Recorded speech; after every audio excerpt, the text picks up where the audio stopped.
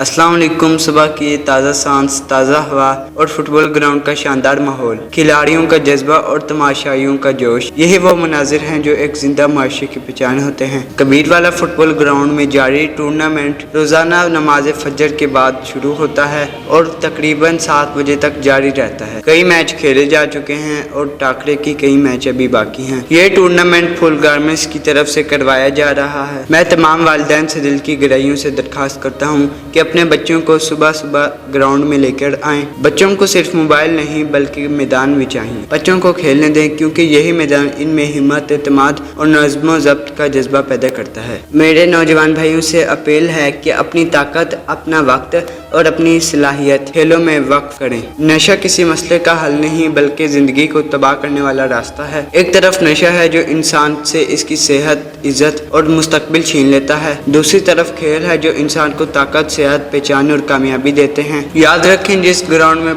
नौजवानों के कदमों की आवाज़ गूंजती है वहाँ नशे के अड्डे खुद ब खुद वीरान हो जाते हैं। जहाँ मैदान आबाद होता है वहाँ मुआशरा आबाद होता है। आइए मिलकर अहद करें कि हम अपने ग्राउंड को आबाद करेंगे, अपने नौजवानों को खेलों की तरफ लाएंगे और मुआशरे से नशे जैसी लानत को दूर करने में अहम किरदार अदा करेंगे। बच्चों को सुबह सुबह मैदान में लेके जाएं और खिलाड़ियों की हौसला अफजाई करें। खेलों को प्रमोट करें क्योंकि आज का खिलाड़ी ही कामयाब इंसान और मुल्क का फख्र बनता है। अल्लाह ताला हमारे नौजवानों को सेहतमंद, बाकिरदार और बाइखलाक जिंदगी अता फरमाए। आमीन। सुभान अल्लाह को दे इजाज़त। वीडियो अच्छी लगी तो शेयर करें।